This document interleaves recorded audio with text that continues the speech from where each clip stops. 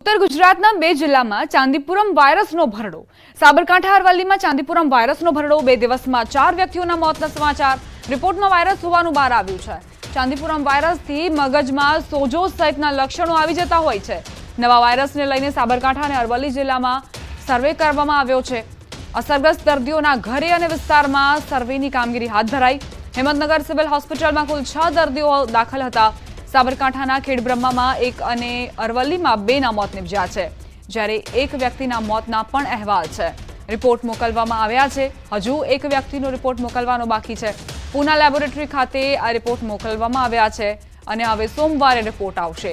ચાંદીપુરા વાયરસને લઈને આરોગ્ય વિભાગ પણ હરકતમાં આવ્યું. આજે ઉચ્ચ સ્થળે આ વાયરસ મુદ્દે મીટિંગ યોજાઈ શકે છે.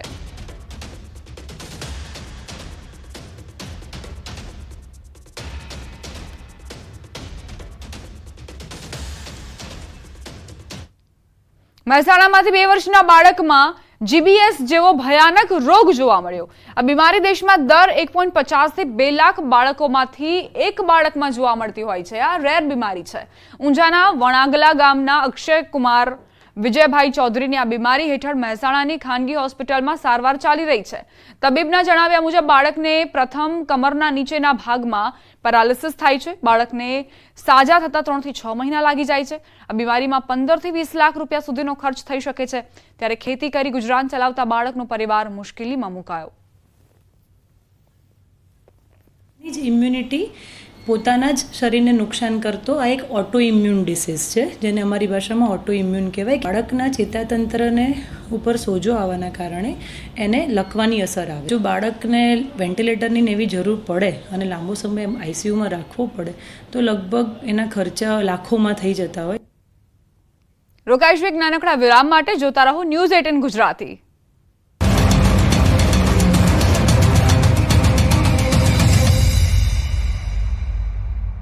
लूबी पम्प्स, फ्लो नहीं फोर्स.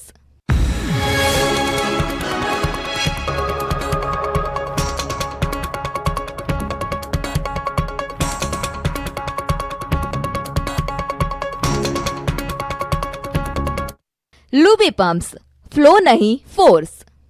દુનિયામાં વધતા જળવાયુ પરિવર્તન માટે એક દેશ એક સાથે મળીને ભરશે પગલું.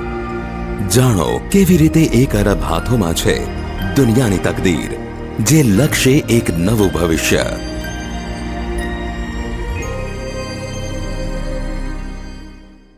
આજે અમે શોધી અમરેલી શહેરમાં પણ વરસ્યો ધોધમાર વરસાદ. અમરેલીના વડિયા સહિતના પંથકમાં જામ્યો મેઘાવી માહોલ. ભારે પવન સાથે અનેક વિસ્તારમાં પડ્યો ધોધમાર વરસાદ. સારા વરસાદથી ખેડૂતોમાં ખુશીનો માહોલ. અમરેલી જિલ્લામાં છવાયો વરસાદી માહોલ. અમરેલી શહેરમાં મેઘરાજાએ બોલાવી સટાસટી. અસહ્ય બફારા બાદ વરસાદનું આગમન થતા લોકોને ગરમીથી મળી રાહત. શહેર અને આસપાસના વિસ્તારમાં ધોધમાર વરસાદથી ખેડૂતોમાં ખુશી. અમરેલી જિલ્લામાં વરસાદી માહોલ યથાવત. ખાંભા પંથકમાં શહેર સહિત આસપાસના ગ્રામ્ય વિસ્તારોમાં વરસાદ. ખાંભા, નાનુડી, ભાડ, વાંકિયા, જીકીયાડી સહિતના ગામોમાં વરસાદ. અવિરત ધીમી ધારે વરસાદથી ખેડૂતો ખુશખુશાલ.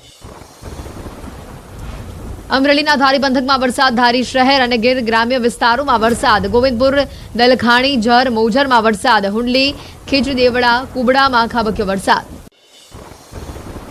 દમણના અનેક વિસ્તારોમાં ધોધમાર વરસાદ. નીચાણવાળા વિસ્તારોમાં ભરાયા પાણી. ખારીવાડ આઈસ ફેક્ટર રોડ, અમર અકબર એન્થની બિલ્ડિંગ નજીક ભરાયા વરસાદી પાણી. ભારે વરસાદથી જનજીવન પ્રભાવિત. ઉપલેટામાં મોજ નદીના કોઝવેના દરવાજા ખોલાયા. ગ્રામ્ય પંથકમાં પડેલા ભારે વરસાદના કારણે મોજ નદીનો પ્રવાહ વધ્યો. ગઢાળા ગામ પાસેના કોઝવેના દરવાજા ખુલતા ચેકડેમોમાં વધ્યો પાણીનો પ્રવાહ. ચોમાસાની શરૂઆતમાં જ પ્રી મોન્સૂનની પોલ ખુલી. ગીર સોમનાથ, ઉપલેટા, રાજકોટ, અમદાવાદ, સુરત સહિત રાજ્યના મોટાભાગના વિસ્તારોમાં રોડ ધોવાયા. ભુજ નગરપાલિકાના પાપે રાહદારીઓ ખાડામાં ખાબક્યા. ચોમાસાની શરૂઆતમાં જ પ્રી મોન્સૂનની કામગીરીની પોલ ખુલી. મહેર અલી ચોકમાં દ્વિચક્રી વાહનો થયા ધડામ. ભુજમાં પાલિકાની પ્રી મોન્સૂન કામગીરીના ધજાગરા. વાહન ચાલકો ખાડામાં પડ્યાના સીસીટીવી આવ્યા સામે. કોઈને ગંભીર ઈજા થાય તેની રાહ જોતી ભુજ નગરપાલિકા.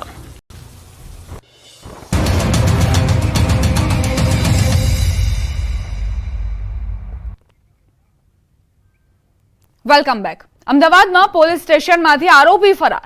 સોલા પોલીસ સ્ટેશનમાંથી પોસ્કોનો આરોપી ફરાર થયો.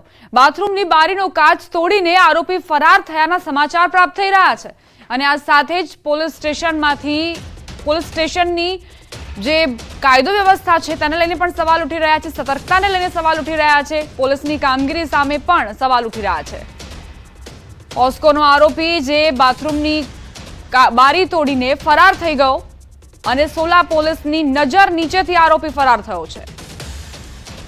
હવે તેને શોધવા માટે પોલીસે ચક્રો ગતિમાન કર્યા છે કે આખરે તે ક્યાં ફરાર થયો છે.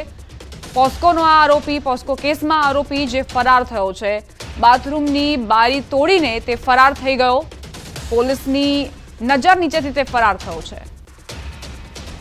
સંવાદદાતા નવીન ઝા જોડાઈ ગયા છે વધુ જાણકારી સાથે. નવીન, કઈ રીતે આ બનાવ બન્યો?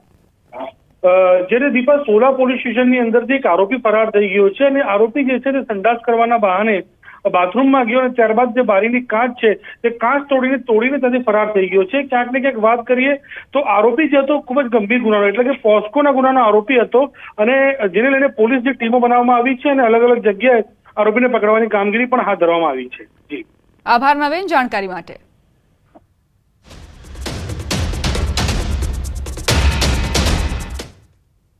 જે ખેડૂતોએ ઈ-કેવાયસી નથી કરાવ્યું તો આજે જ કરાવી લેજો, નહીતર નહીં મળે પ્રધાનમંત્રી કિસાન સન્માન નિધિના 18મા હપ્તાનો લાભ.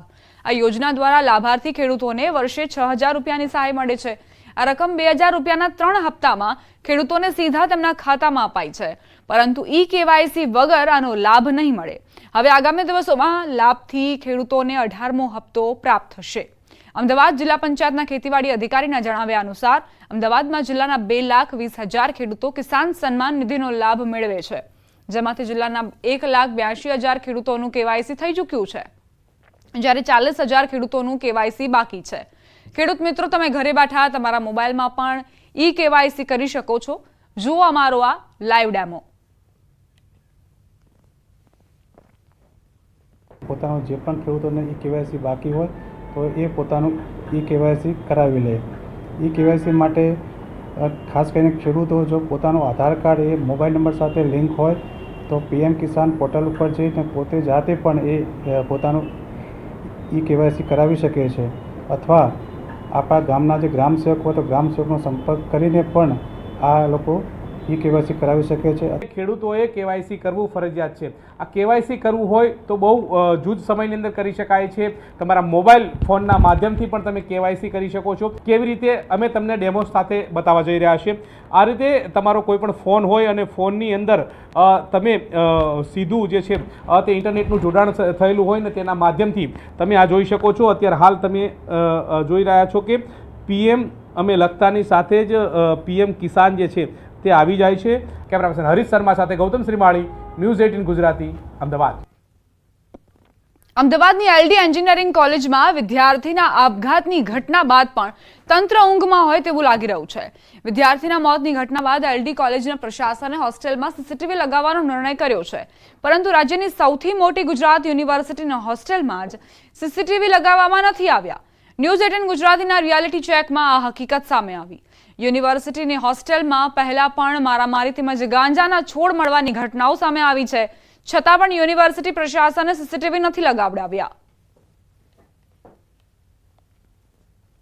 હાલમાં જ અમદાવાદની LD એન્જિનિયરિંગ કોલેજમાં એક વિદ્યાર્થીના મોતની ઘટનાની મામલો સામે આવ્યો હતો અને ત્યારબાદ LD એન્જિનિયરિંગ કોલેજના પ્રશાસને હોસ્ટેલમાં CCTV કેમેરા લગાવવાની નિર્ણય જે છે તે કર્યો છે. ત્યારે રાજ્યની સૌથી મોટી ગુજરાત યુનિવર્સિટી કે જેના હોસ્ટેલમાં કયા પ્રકારની સ્થિતિ છે તેનું રિયાલિટી ચેક ન્યૂઝ 18 ગુજરાતી કરી રહ્યું છે અને હું દ્રશ્ય આપને બતાવવાનો પ્રયાસ કરીશ. આપ જે આ દ્રશ્ય જોઈ રહ્યા છો એ દ્રશ્ય છે ગુજરાત યુનિવર્સિટીની હોસ્ટેલનું. ત્યાં પણ ક્યાંક ને ક્યાંક આ રિયાલિટી ચેક કરતાં જાણવા મળ્યું છે કે અહીંયાની હોસ્ટેલોમાં પણ ક્યાંક ને ક્યાંક CCTV કેમેરા લાગેલા નથી. યુનિવર્સિટી હોસ્ટેલની કેમ્પસમાં અને લોબીમાં CCTV કેમેરા હોવા જોઈએ, પરંતુ એ કેમેરા અહીંયા લાગેલા નથી, એટલે કે હોસ્ટેલ તંત્રની બેદરકારી સાફ અહીંયા જોવા મળી રહી છે.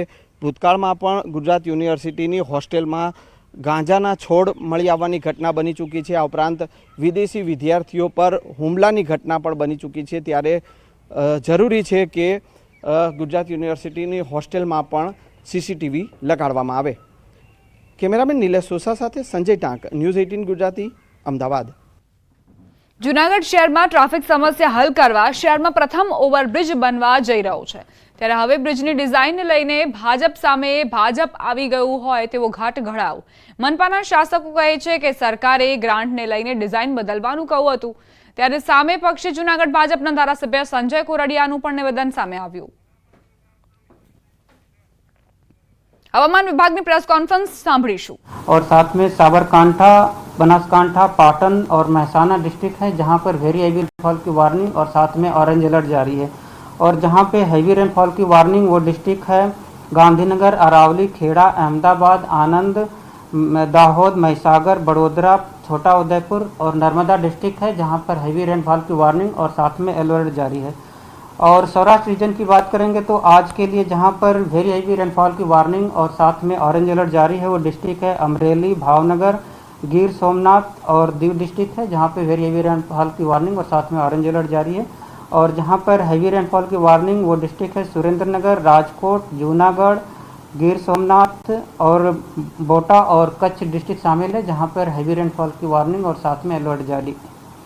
और डे 2 की बात करेंगे तो डे 2 के लिए अमरेली, भावनगर, गिर सोमनाथ और दीव के लिए वेरी हैवी रेनफॉल की वार्निंग है.